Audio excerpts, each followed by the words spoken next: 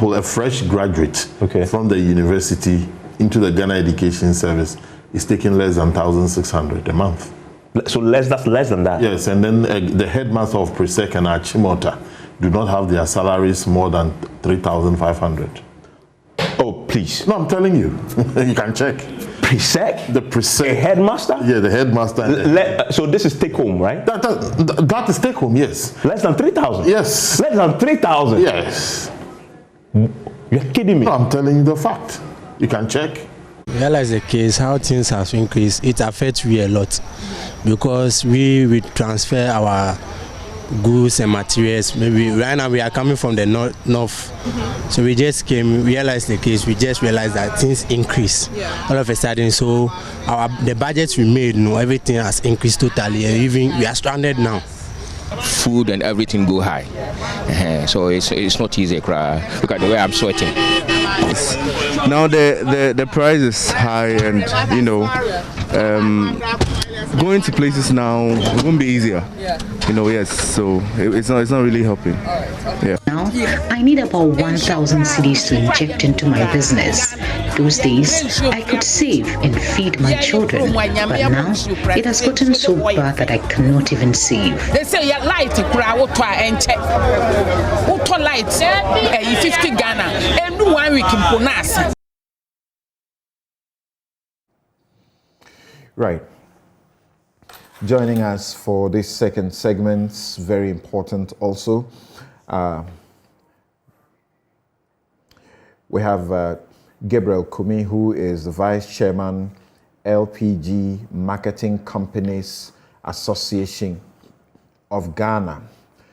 Joining us via Zoom, Dr. Kwabena Nyakun Otu, Chief Economist and Director, Labor Research and Policy Institute, Trades Union Congress, TUC, and Senyo Kosihosi, is CEO, Ghana Chamber of Bulk Oil Distributors. Gabi, thank you for joining us. Thank you for having me. Right. And this show is brought to you by the kind sponsorship of Bank of Africa, strong as a group and close as a partner, MTN everywhere you go. Ashesi University, educating ethical and entrepreneur leaders for Africa. Robert & Sons Optical Services, your comprehensive eye care service provider for 31 years. Waylead Properties, home is where one starts. CBG, we stand with you. Edlom Housing, where spacious homes cost less. Duraplus, where Duraplus goes, water flows. Rehoboth Properties, quality housing for all. So I don't even know how to start this discussion, but it must be really difficult. Let me start with Dr. Kwabena Nyakun Otu, Chief Economist and Director, Labor Research and Policy Institute, Trades Union Congress. Doc, thank you for joining us. Thank you for having me. Good. Now, as far as labor is concerned, where you sit at the TUC, irrespective of the hikes in almost everything and the inflation situation, the economy is stressed. So should anybody be asking for more because what they take home is devalued as a result of the situation? Thank you, and good morning to your listeners. So you are right. It's a difficult situation. The economy is stressed, we agree. But that economy is stressed if you look at the government budget. The deficit is rising. Everybody knows that debt situation appears unsustainable. We know that. But as we indicated in Poe, the deficit, you can also see it on the worker side. So if you take your pay and all the things you need to spend your pay on, your rent is going up, food items, prices are going up. So when you use, say, for example, the SASCA service expenditure data, you can also estimate the deficit on the worker side. Okay. So as I've indicated earlier on one of your programs, Joy FM program, that we are now confronted with two deficits: macro deficit, as you see in the budget, but also micro level deficit, as you see in the pockets of workers. So if you have these two deficits, then something must give. We must judge, or we must dialogue as to how we actually make sure that we deal with both deficits. But as of now, the analysis and the narrative is only on the government side. Workers are also suffering, and it has to be. Their suffering also have to be taken on board as we try to address the current economic challenges. The finance minister has been talking passionately about burden sharing. When at all will it be okay for labor to make sacrifices so that the economy will get back, on a good footing?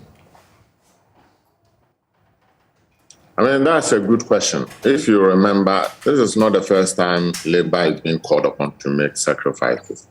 So in 2014, in similar situations, we had to take a COLA instead of a salary increase.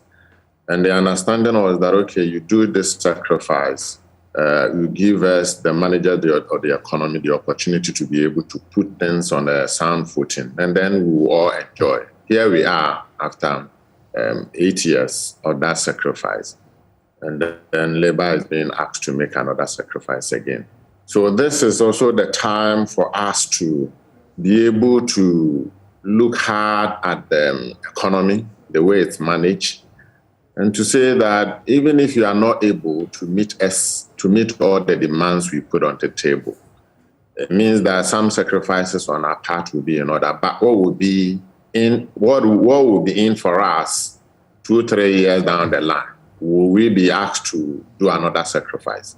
So this is the time we need to be more deeply involved in the way the economy is managed and in the way resources and the public purse is shared across board. It doesn't even matter that we are signaled to brace up for the worst, as the cedi, like I say, is getting so flogged by the dollar and other currencies.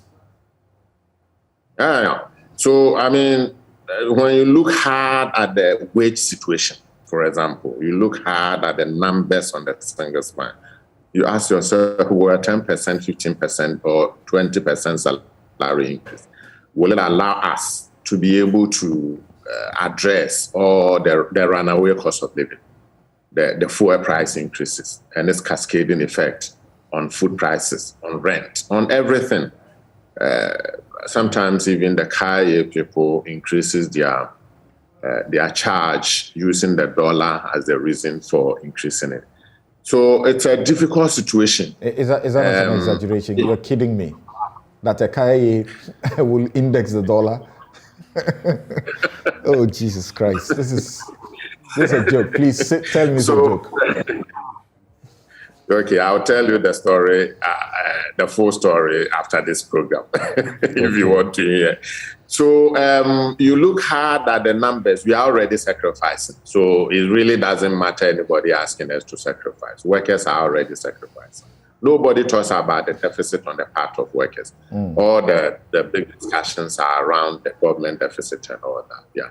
So we are already in the sacrifice. We are sacrificing already. Okay.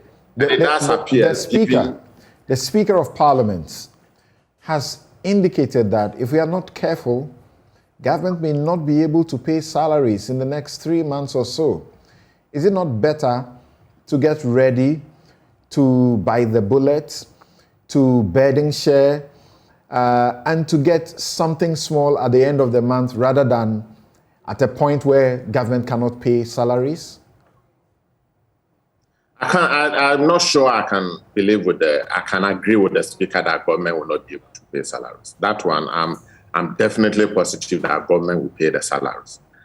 But on the other side, for us to be able to get out of the woods, you need a level of motivation for workers. Because the salary levels today are so demotivating, at least when you compare to the cost of living. There are some salaries, if you arrange it with the transport cost from home to the office is not sufficient. So we definitely have to have a conversation in which government says that, okay, let me do something to cushion workers. It might not go to the full horse, to the full expectations. Okay. And that is where then you formally see that workers are sacrificed. But the question we ask is, what will be, to what point, to what end would that sacrifice be? In 2-3 years, are we going to see a much more better salaries commensurate with the cost of living, or we will be back to square one? That's interesting, because we have been here before, where the cedi, was being labeled as the worst performing currency on the continent. We are back at that place. It is being labeled the same way, even though some people disagree. I have not seen the figures by which, the evidence by which they make that disagreement. Now, let me ask Gabby. Now, so as we are going through all of this, people are displaying the cost of their LPG on social media all over the place. An MP said he took a cylinder to the station, the service station in the morning, and I think there was a queue or something, so he preferred that it be there when he closes from work. By the time he closed from work and got there, the price has shot up, and he was bewildered. What's going on? Can't you also help? Something we are helping, but there's a extent to which you can help. I think we all know what is happening in Russia, between Russia and Ukraine, which has shot up the crude oil price to about $115 per barrel. Unfortunately, our city has also not been doing too well for the past few months. These two are the main factors that has contributed in shooting up the price of LPG to that level. Now, LPG is being sold at 10 cedis per kilo. What that means is that your 14.5 kg, you need about 145 Ghana cedis to be able to fill that cylinder. Samson, the LPG marketing companies have been making a certain call over the years. In 2018, Cabinet set an objective for consumption of LPG in Ghana. Of all the petroleum products, I think LPG is the only one that has been singled out, and the president and his cabinet has tasked us, Ghanaian, to double consumption of LPG within the next 10 years. But some of you all know that LPG is a product with an elastic demand. It's very highly price sensitive. Any single peso that you add onto the price of LPG goes a long way to slow down consumption.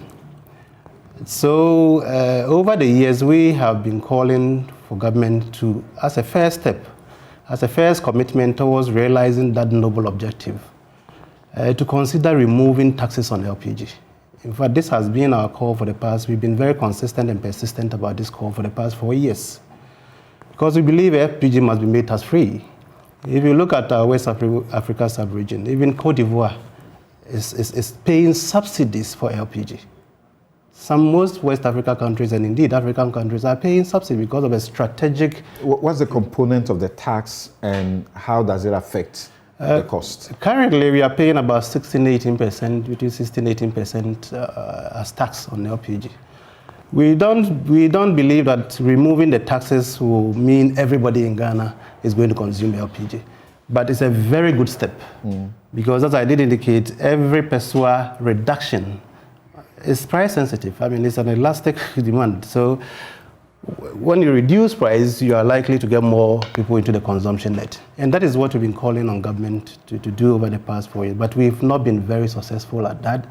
And unfortunately, this Russia overtaking Ukraine came up and unfortunately shot up the crude oil price and the price of finished product. And unfortunately, our cedi is also not doing too well against the major currencies. So give us a picture. What were the prices like before now, and what are you projecting in the absence of the subsidy?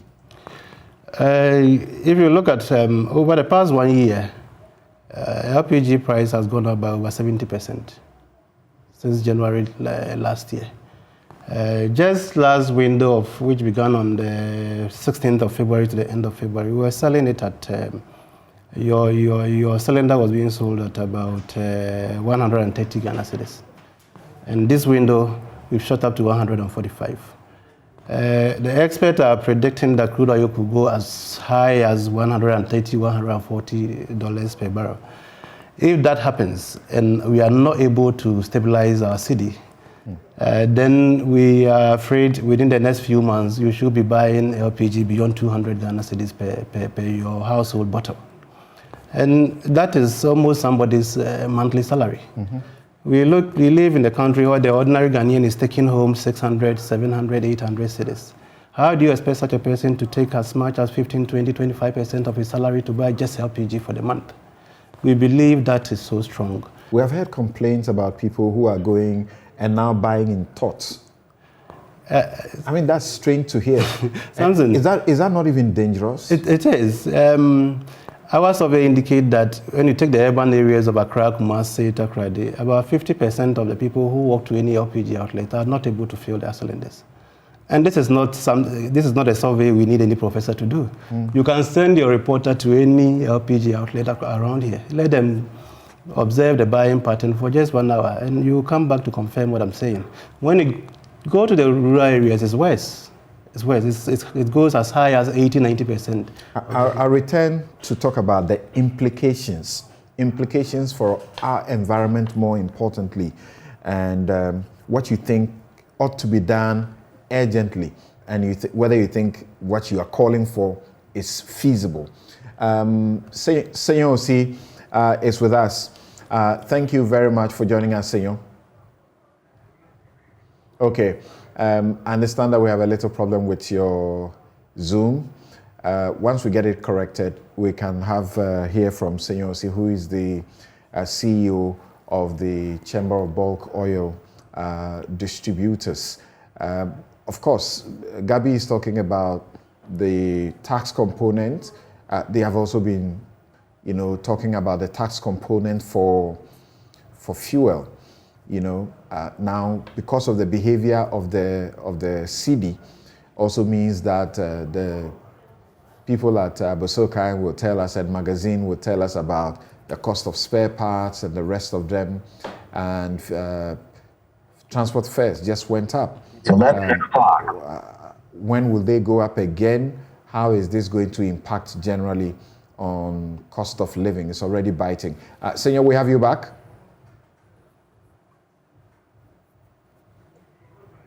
Okay, once we get Senyor's line clear, we'll get to hear from him. So,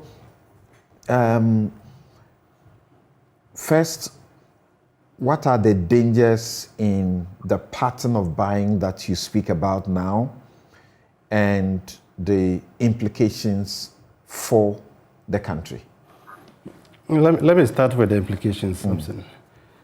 As I did indicate, in 2018, Cabinet gave a directive to the Ministry of Energy and MP to ensure that at presently we are at 25% penetration level, to ensure that within the next 10 years we double that to 50%.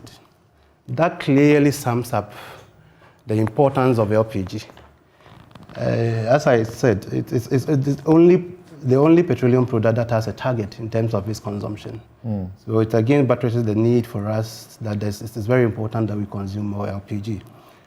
Now, the experts are again saying that Ghana's forest is the fastest depleting in West Africa. And what are we depleting the forest for? It's for firewood and charcoal. If you go to the northern part of Ghana, charcoal is the biggest industry in northern Ghana, not even farming. Because when you talk about commercial basis, a lot of people do farming in the north, but they do it for subsistence. It's on subsistence basis, just for the family to eat. But if you talk about commercialization, it's quite limited. But if you look at charcoal, it's the biggest industry in the northern part of our country. And that will mean a further depletion of our forest and our environment. Now, all our river bodies continue to I don't dry like up. to hear that. You said fastest Depleting, in terms of depletion, Ghana's forest is the fastest. in West Africa? In West Africa, yeah. You could check. Are we that terrible in, It's terrible. in almost everything? Somewhere last year I was driving from Kumasi to Tamale. And I started counting the number of trucks that have loaded charcoal and it's coming down. By the time I got to Tamale, I had counted 52 vehicles. One day. Not even one day, just within 5-6 hours. 52 trucks, care trucks loaded with charcoal coming down south. As I said, charcoal, the way to reduce that is cheap gas. cheap LPG. That is the only way out. People must eat. If you can't afford LPG, he has an alternative in charcoal and wood fuel. So they'll go and cut the wood, they'll go and get the fuel. Now hold on briefly for me. The bad news, I can't take too much of it. Senor, so look, what we are seeing in the fuel market, on the fuel market, and of course, Doc will also come in. What we are seeing on the fuel market, what's your estimation? It shouldn't get worse, should it? Sorry, Samson, I just have bad news for you. I think it's likely going to get worse. But things would recede pretty soon, I believe, and maybe come back to the general 100 area. I think a few months ago, right on your show, I indicated that there are various factors. Prior to the Ukraine situation, which I think traders are trying to milk, because technically we have not had any change in the, we've not actually had any change in the supply situation globally. Russia's volumes are not out of the market, they are still in the market, but traders are speculating around the possible implication that exists. My take is that we are still going to have to deal with high fuel prices, either forced by our general macroeconomic situation driven by the FX, or we are going to have to cope with high commodity prices. I want to comment a bit about the discussion on the labor situation and government situation. I think Kwabena is perfectly right. We've heard the government narrative. We've also heard about a bit of the labor narrative, which may not have been as strong as can be. But the reality of the matter is what it is. The country is broke. You can't spend 95% of your total domestic revenue on salaries, wages, or compensation for public labor, and then the other part on interest payments. It's not a sustainable feature, and borrowing hasn't reduced. And if it hasn't reduced, it means that we are going to have to pay more interest. And then the other part of it is that if you look at our current yield curve and also look at the yields on the market on a daily basis, interest is rather increasing, and government is paying more on that. So there's a need for us to really find a way to either boost our revenue or reduce our expenditure. It's easy for everybody to talk about labor and labor having to sacrifice. But the question is that what are our governments doing? I don't think that our governments typically show the way appropriately. And this is time for government to live by example. The authenticity would have to change. We have to really let people realize that while we claim that things are difficult, we are living lives that show that things are difficult. You can't claim that things are difficult and travels are just what we see it to be. You can't claim things are difficult, and we are seeing our politicians and our appointees buying new SUVs out trying to show who has the latest Toyota V8 and who hasn't. We can't talk about things being broke and not talk about rationalizing the size of government. All right, government is too big. It's as simple as that. Show something and then get labor to really come along. But you may be saying the right thing, but you should start living by example. As a father in my home, if things are difficult, I don't drive the big SUV. I let people know that we all have to scale down. I mean, I go in a small car. And besides going in the small car, I mean, I may not be drinking my cognac every evening. I may just stick to a beer or just drink my water and drink tea or something. But you can't live large and at the same time ask those like labor, who we all admit are highly underpaid, to be sacrificing? What example are you showing? So we all have some contribution to make for us really navigate this difficult economic situation we find ourselves. In any case, it is the government of the day, it is the appointees of the day who are responsible for the situation. Your friend at the Chamber of Petroleum Consumers Ghana, COPEG, has sounded that, I'm talking about Duncan Amoah, that fuel prices will hit 9 cedis per liter before this month ends. I'm sure you know I don't speculate much on actual prices anymore, so I wouldn't directly speak to that. But I think that the market situation is really going to force prices to go up. We are not really going to get it any better. And I think it's very difficult for government, because government revenue generated from the sector is significantly committed. A part of it is non-committed. We have the Energy Sector Levies Act. We leveraged that and came up with the energy bond. The bondholders will expect us to actually keep the sanctity of the arrangement, meaning that we cannot touch the energy debt recovery levy, for example. But there are other parts that government may want to look at. But generally, government is generating about almost 7 billion thereabout. I mean, looking at last year's revenue numbers, about 7 billion thereabout from petroleum. It's significant. It's just slightly bigger than what we need in e-levy. So those calling for taxes to be reduced, I don't think it's a practical proposition. What maybe government may have to look at is trying to have targeted subsidies to the transportation sector to make it easier and cheaper for Ayalolo and Co to really get operating. But from what you said, prices are still going to be high. From what you said earlier, it is easy to imagine that it will get there, isn't it? Because we have seen an increase in fuel prices at some pumps from 7.99 to 8.29. So getting to 9 cedis per liter. It's not difficult. The only thing you have to do is increase by about 10% the current price, and you are hitting 9. So petroleum prices will have to go up. Can you imagine this economy at that time? I can imagine the economy and the agitation at that time, and government would have to start showing an example that would need everybody to somewhat sacrifice. It's easy for us to get to 9. All you need is another about $12 on the barrel, and then or possibly the exchange rate also depreciate by about the same, and you are there. So it's not something you can envisage. I think we are heading there. I mean, that's a fact. What we need to do. Some said what we need to do is for government to start rationalizing its taxes on petroleum.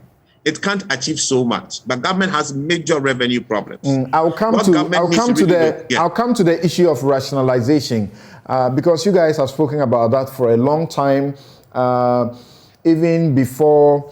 Only 2 weeks ago, we saw the price stabilization and recovery levy reinstated by the National Petroleum Authority. Now, Dr. Otu, I was asking, what do you have to say generally about, LPG and petroleum? Okay, thank you, Samson. I think somewhere last year, the TEC was clear that we should suspend the automatic adjustment formula for petroleum increases, in the same spirit that we suspended the Fiscal Responsibility Act to enable the Bank of Ghana government borrow more from the Bank of Ghana. That was a clear statement.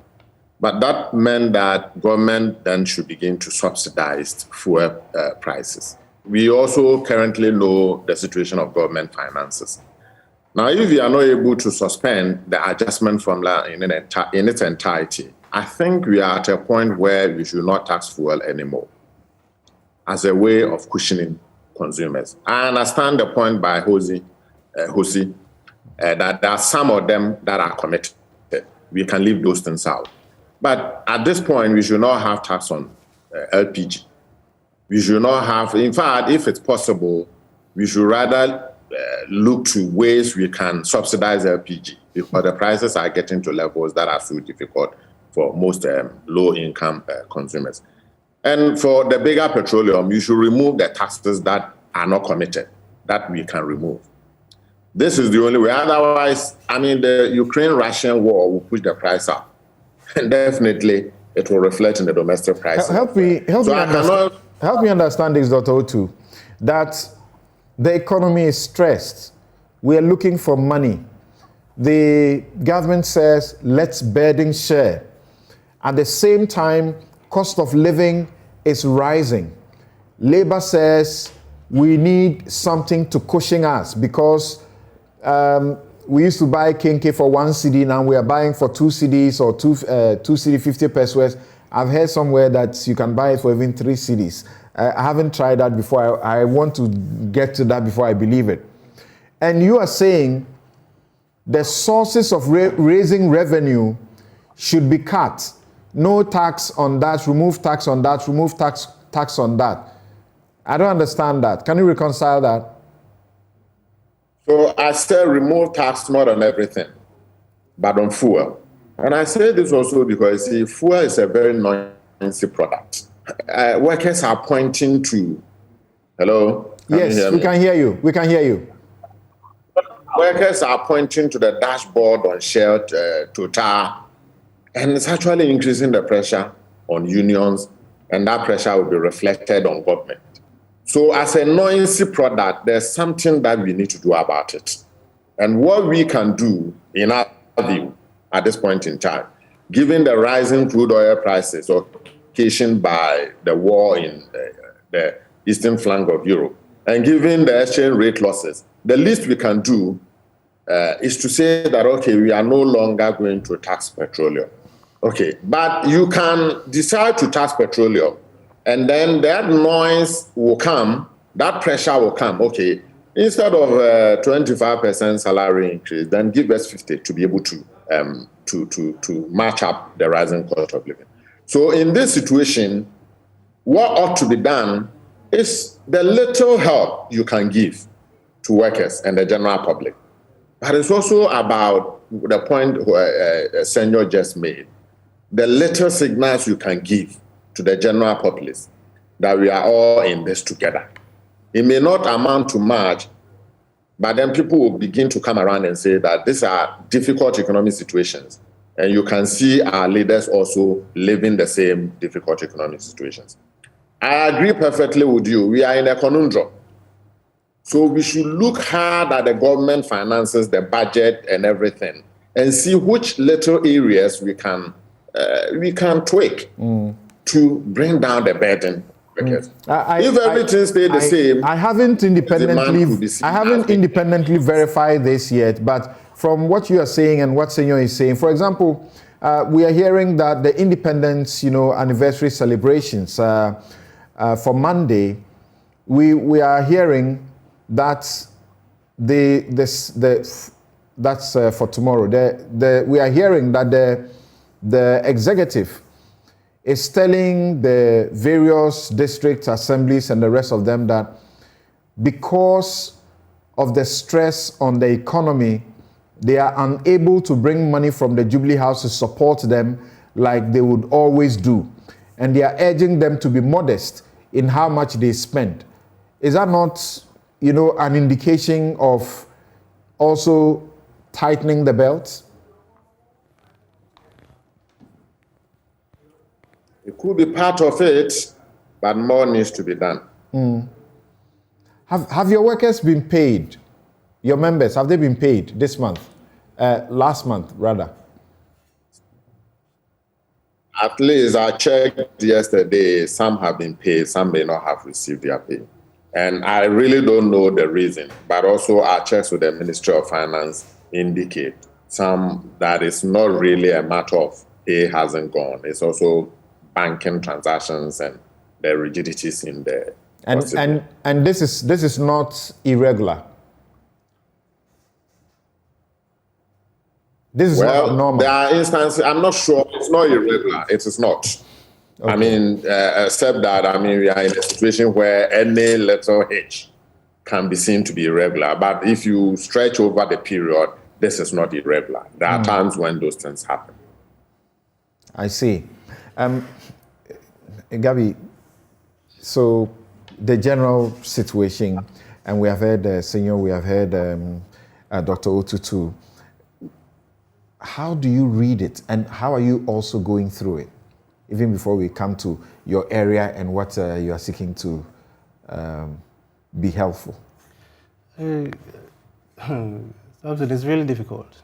I mean, the cost of, if you are running a business, I'm sure over the past few months, your cost of operation might have increased by at least 50%. But your income, your margins are still the same. At the end of the day, you have to pay your workers, you have to ensure... And you sympathize with your workers, right? Oh, sure. That you are unable to increase your salaries. Very much so. Very much so. Because, I mean, we all live in this country. We all go to the market and we know what is going on. Things are really, really, really tough in this country. And then when you give somebody as little as 100 Ghana cedis or 50 Ghana cedis, the way they will thank you from morning till evening tells you that, look, things are really, really, really tough. I mean, we also understand that the government is having a serious challenge. COVID-19 has brought its own problems onto us. But people are disputing the COVID-19 thing because they are asking that all the money that the World Bank, the IMF has given to the country, what has it been used for? I've had some explanation that says it's not actually cash for you to expend, but it's supposed to shore up your foreign reserve. And some have raised the issue that in 2020, for example, the revenue that the country generated was around 47 million or so. But in the year 2021, when we are crying COVID, we raised in excess of 50 more, $50 million, 50 million Ghana cedis. So is it million or billion really? I've forgotten the figures. Billion. So the government, yes. The government has no point in making any complaint. Yes, we can look into those things, but at the end of the day, they are the people running the country.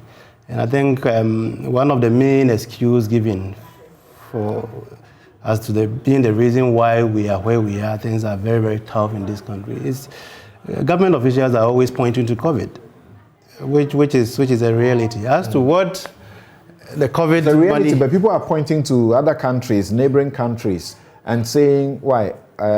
Were they also not hit by COVID? Yes. At the end of the day, it boils down to accountability. At the end of the day, you've just mentioned some figures that came in. Have we been able to account for all those figures so that when you are telling Ghanaians that you are attributing our difficulty to COVID, we understand?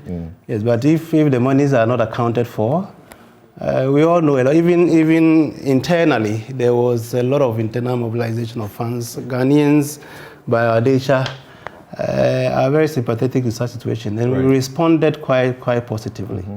So at the end of the day, we all need to call for accountability and ensure that whatever came in is properly accounted for. We'll take a quick break and then we'll be back. Perhaps this is where Professor Atugube's question may be important. He says that government should stop lying to the people and should be candid with them. Towards acceptance and passage of the e-levy. We're told ministers denied publicly, flatly, that the e-levy amount will not be used to take a loan or anything. Just yesterday, the Roads Minister stressed that in fact, that is the central purpose. Use the money to raise more money for development. We'll be right back.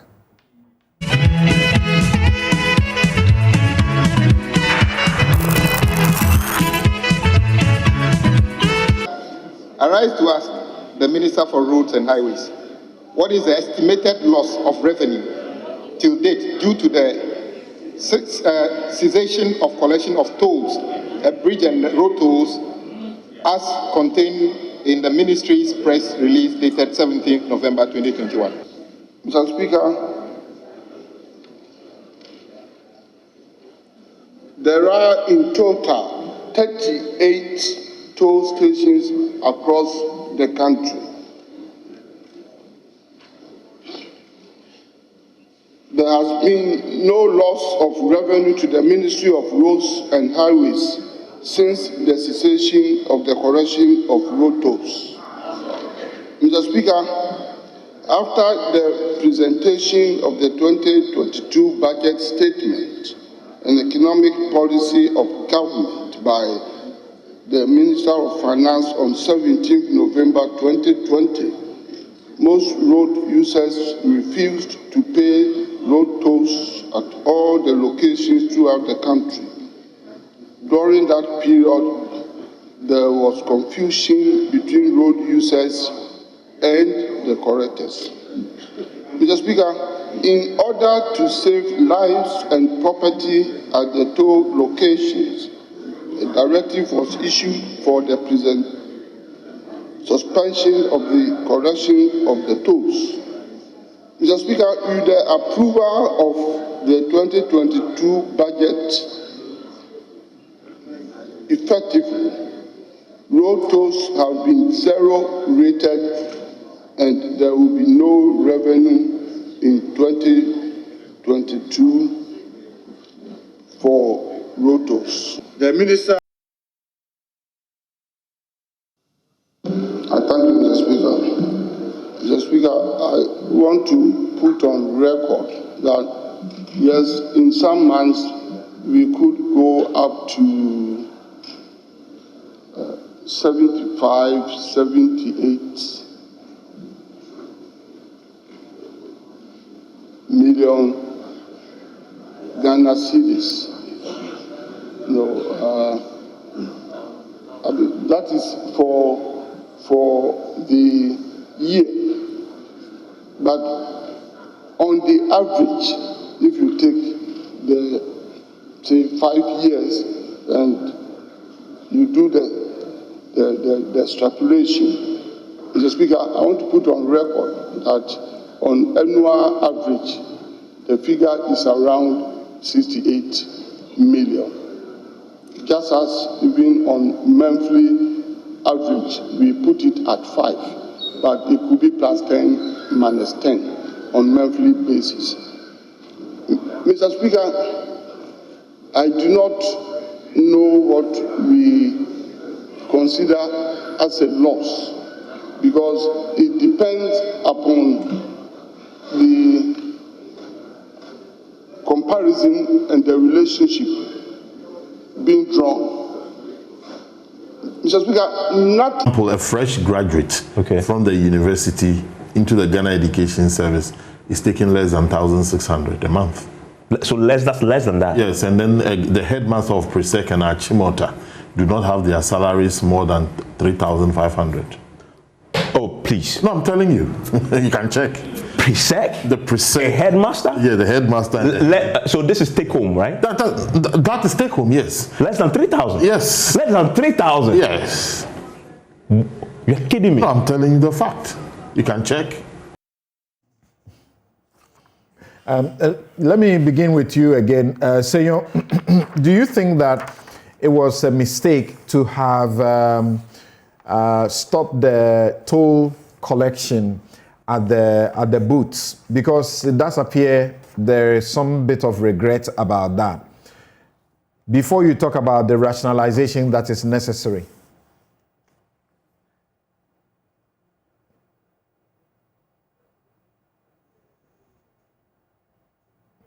Okay. I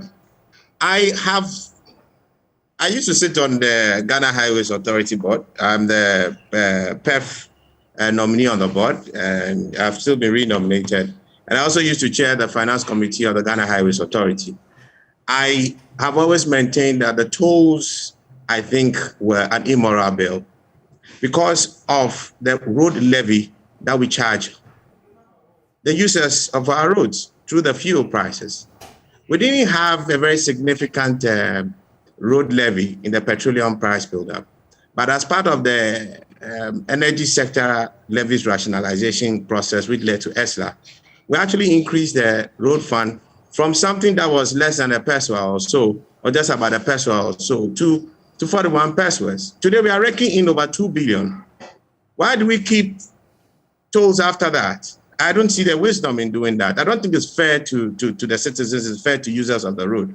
If you're making them pay for the maintenance of the road through fuel prices, and you're not taking small money, you are taking huge money, billions of cedis through that, you shouldn't be chasing 75 billion cedis, creating a lot of social nuisance in the form of traffic at road tolls. See what we had in Kaswa. I found that totally immoral. Kwame Agboja suggests that the road tolls, at least, if you gathered that, you could use that to take care of NAPCO, for example, so that we will not be talking about NAPCO being in arrears. The volunteers are not being paid.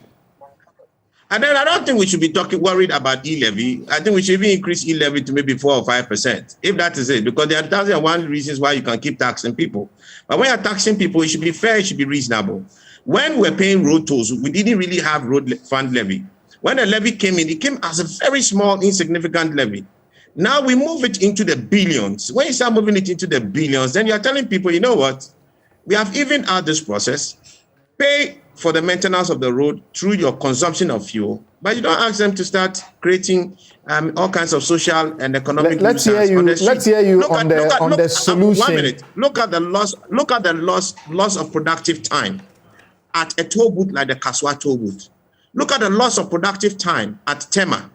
And question, with all the tolls that we're collecting, were we directly spending on those roads that we're collecting the roads on? Absolutely no. The Tema motorway will not be what it was before we stopped collecting the finance minister says they were so sure that immediately this was removed, they were going to get the toll the e-levy in. You know, unfortunately, they miscalculated. And this is hurting the economy. Samson, I want you to talk about. The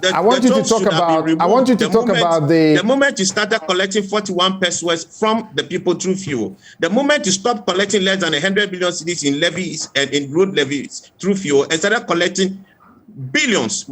Last year, I think we did about 2 billion thereabout. I don't think that it's something that should have been dependent on. You wanted to talk about the solution being the rationalization of the taxes on fuel. Yes, and I may be a broken record on this, so I may not go too much because you have a lot of my position on that particular thing. But there are a number of things that could be just done now. We have to look at the taxes. There are certain margins and reduce a few of them. I've discussed the bust margin, but we may possibly have to create a balance in there. I've also discussed our road transportation margins that can be looked at. On the tax side, I mean, we have issues like sanitation. Why do we not move to a polluter pay system and stop charging everybody who may not really be polluting as much? I've indicated also that the energy debt recovery levy is something you cannot touch. But the energy sector levies, what steps are we taking to make sure we don't continue creating debt? These are major policy questions that we'll have to ask. And I must note that following engagement with the central bank, the central bank has been very, very supportive in the last week, releasing FX to make sure we can help reduce the impact of the FX depreciation on the petroleum sector. I think we've discussed that before, and I really want to commend the governor, his first deputy, and then the treasury unit headed by Steve Opata for the support that they've given us, and also thank Mustafa Hamid. Other than that, petroleum prices would possibly have been maybe another 5% higher than you currently see on the market today. And we are hoping that we can collaborate more to create a lot more efficiency around that. But there are a few things that can be done on that side. The other base that we must start, while petroleum prices on the crude side is going up, government is also increasing its revenue on the upstream side. So why don't you have a nice clearinghouse where the income, the surplus income we are actually making from the upstream side comes into a nice pool with the estimates that we realize over a period. We also now reduce our downstream petroleum taxes by almost the same. So it can cushion the burden that we're actually having on consumers as we speak. It's something that must be done. When government introduced the special petroleum tax, the reason why it brought it was that petroleum prices on the upstream side had dropped significantly. And government had a major hole in there. So it needed the downstream people, as in the truck drivers, yourself, myself, to show up our taxes in petroleum so that it can compensate for the provisions he had made on the upstream side. Now we have a boom on the upstream side. Why don't we have the upstream side also cushion us, the consumers, on the downstream side? This is a major policy thing that government must reasonably consider and create a nice balance between the two. But you know, the kitchen is hot, so any opportunity to rake in more income will be chased. You had been talking about the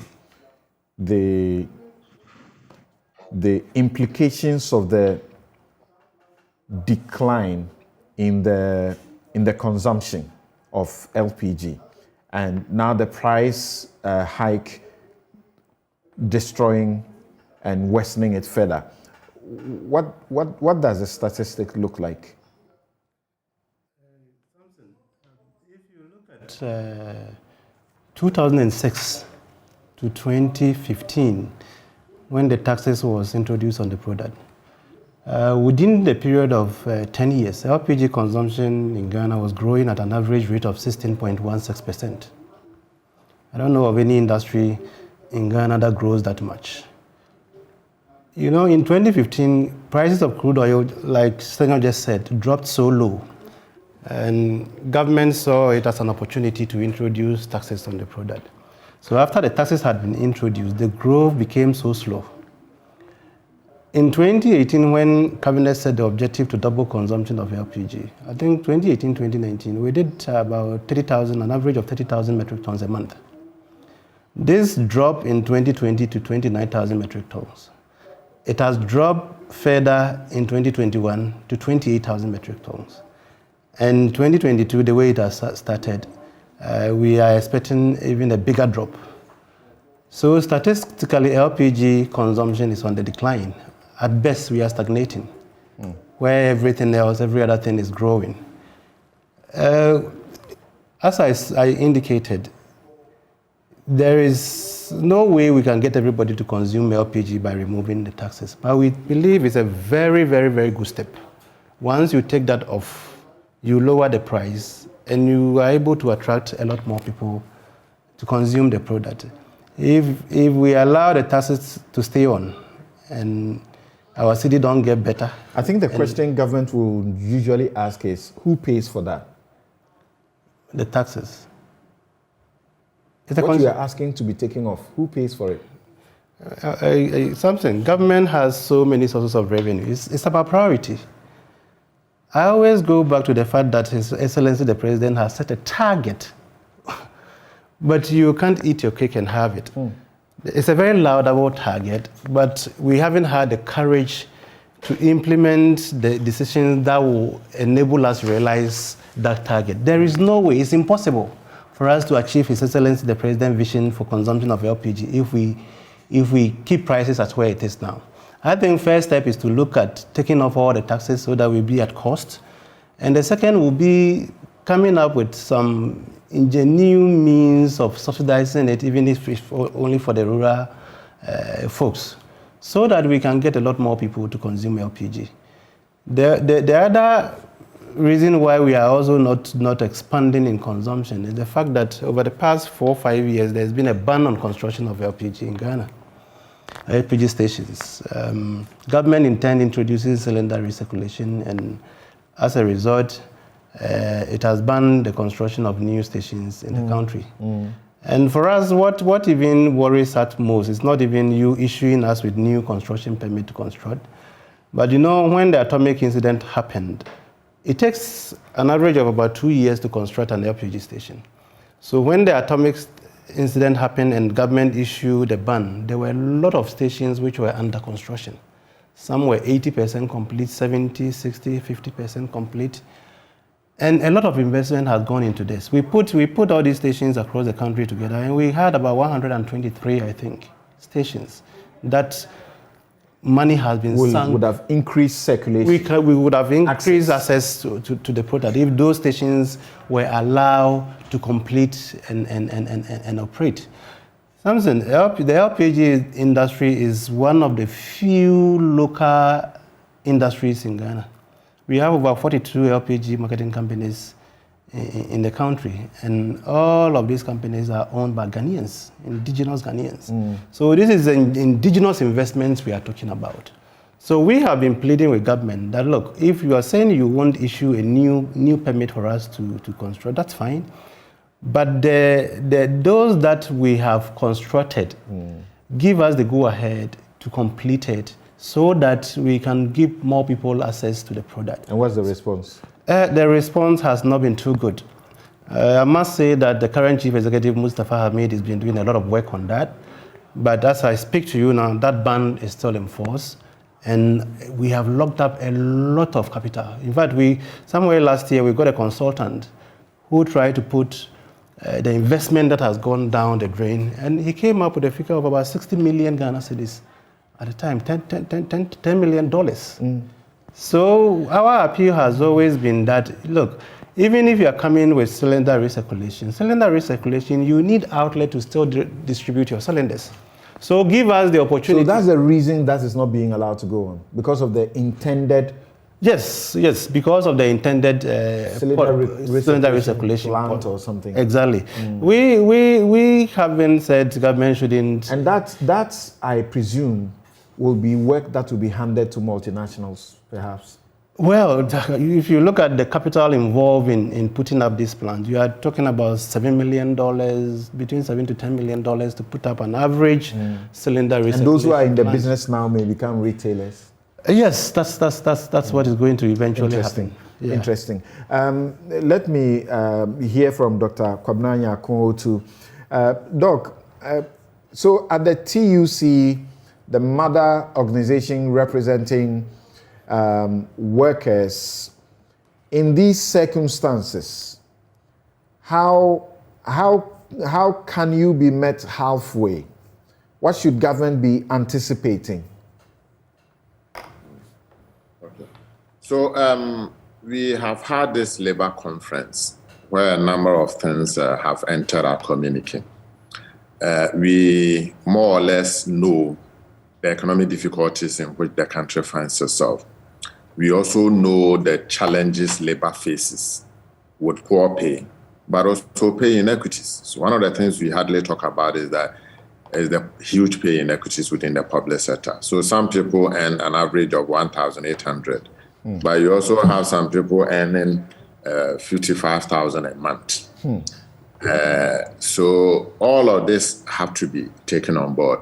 Rising inflation also means that the real wage on the single span is declining. Between 2010 and 2022, real wage, what the wage can do, has declined by about 8% within this period. This was not a promise of single span. So the question we ask ourselves is, what is to be done? If we increase pay by 20%, will those on the single span earning 600, will it allow them to take care of all these increases? Probably not. How do we address the inequities? How do we address the declining trend? We think that we need to review the single span pay policy. It ought to have been reviewed in 2015. But remember, in 2015, the IMF was here. And when IMF enters your country, your government doesn't listen to anybody except the IMF. You couldn't review. We need to review the entire public sector pay package to address the disparities. Okay, this will take time. In the meantime, workers are suffering. So we need to come to a point where government will say that in spite of all the challenges, I need to do something to cushion workers. That is the point we need to have a discussion with government about. Whilst we wait for a reviewed single span and a public sector pay regime, that actually enhances the emolument for everybody, but also reduces the inequities that we currently see on the single span. But I think that there was this point about COVID that I wanted to address. It is true. I mean, you just showed an advert when we went offline that COVID is rare. And it is rare not just as a health problem. It is rare also because of its economic impact. In 2022, we saw government revenues go down by about 13.4 billion Ghana cedis. Expenditures went up by 11.8 billion. So you more or less have a government that had presented a budget and had to put aside that budget to be able to deal with the health emergency. Okay, so it is true.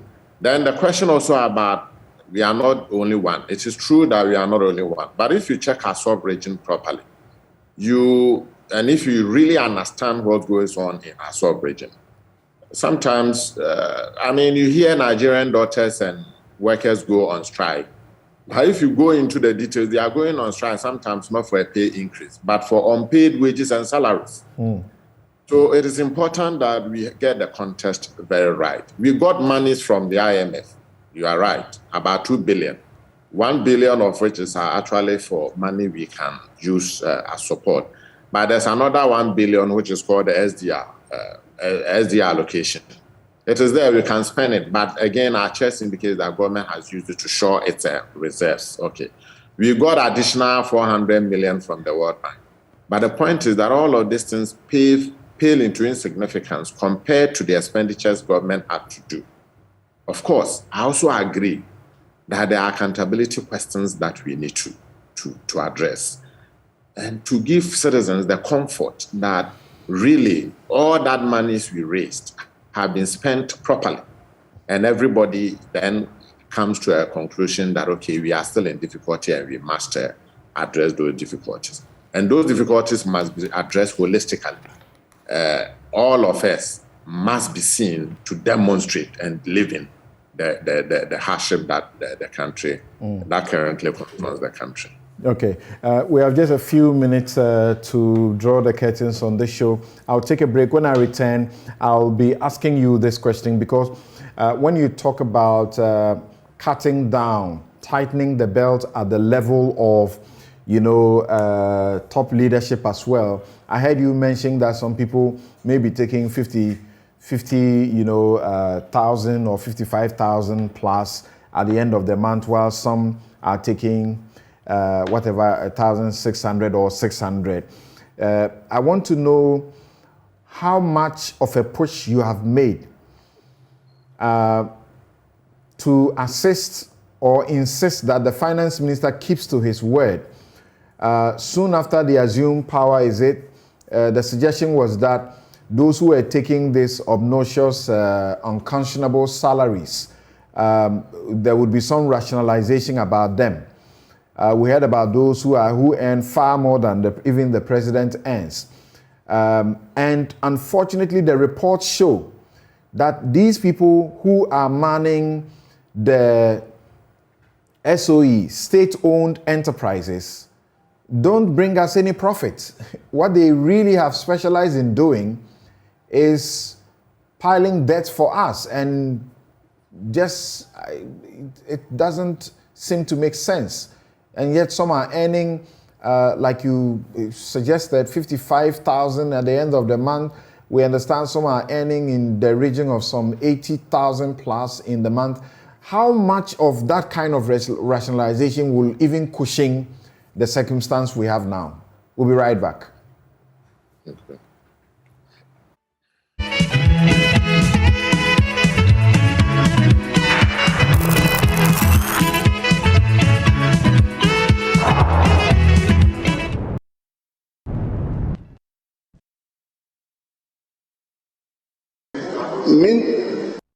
The government in its wisdom has proposed the passage of the e-levy, to bring in more revenue to build the road infrastructure of our country for all of us. So government is looking forward to the passage of the e-levy that will bring in greater revenue that will be securitized and then used to raise a bond if possible. I'm answering the question, so listen to me. I am answering the question. To raise a bond to build the road sector infrastructure. So government's direction and government policy is to bring in a better form of correction, because the toll revenue is built in the proposed e-levy. So that's what government is determined to ensure that it's brought to bear. And as you know, some people are agitated by this and shocked by this because the earlier communication was that this is never the intention. Well, some of us had known this all along, but once they deny it publicly, you have nothing else to do. Some of your messages here, Little Tete says, when people go wrong, the right steps should be taken to solve the issues.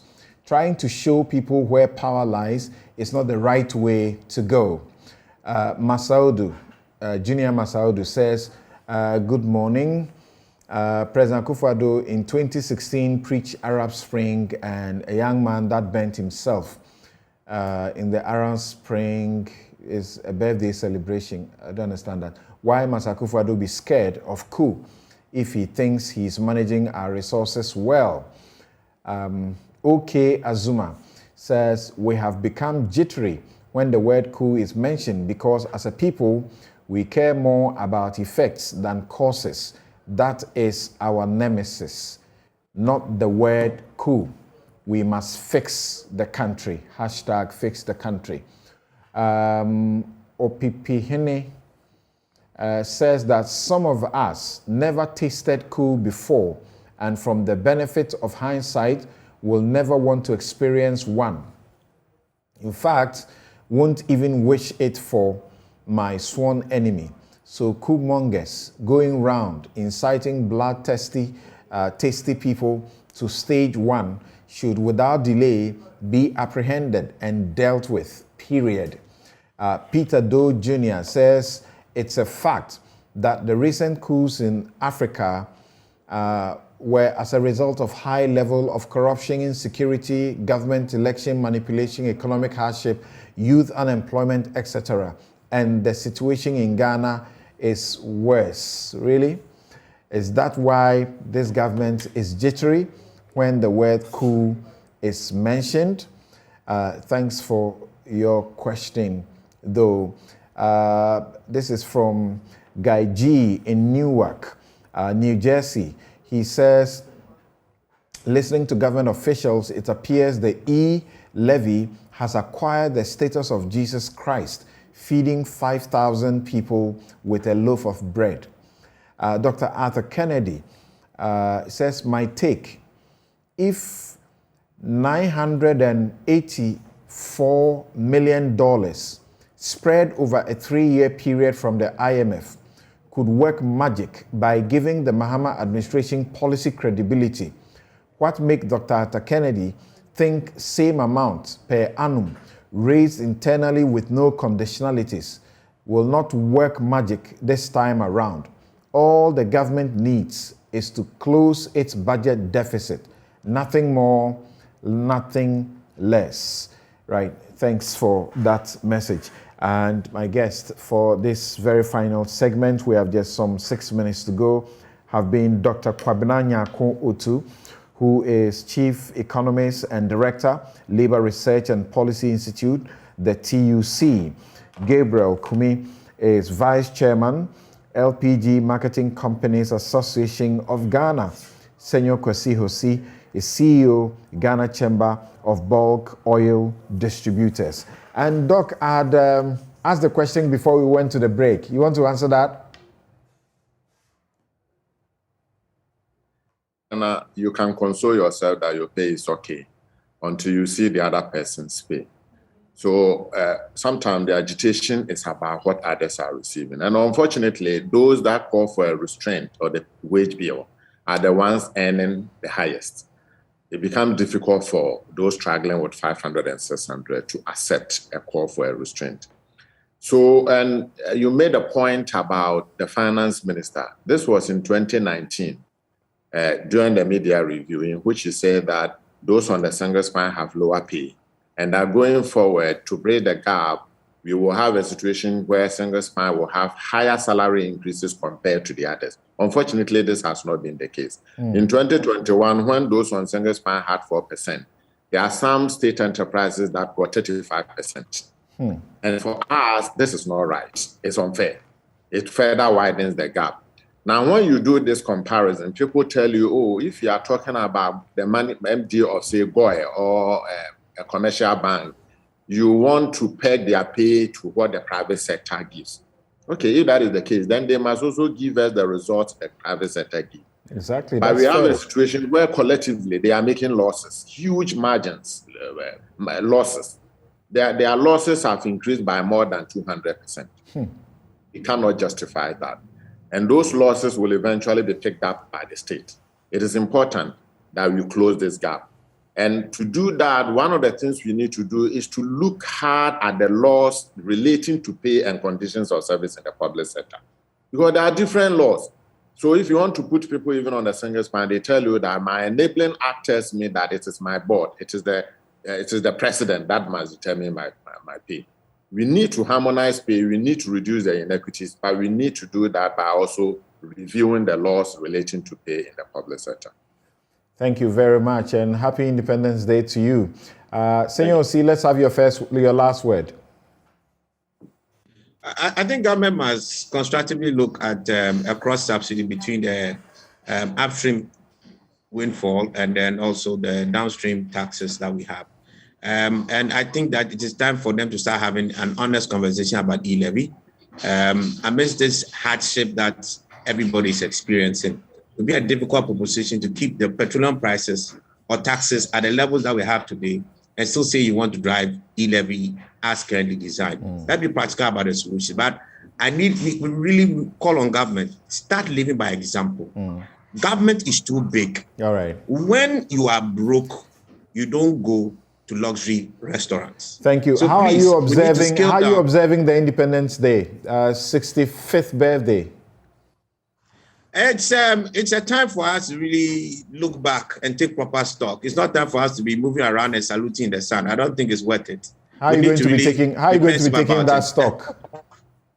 Well, one of the things we'll be doing as part of the One Ghana movement, we will be having the Independence Day lecture together with the University of Ghana Economics Department.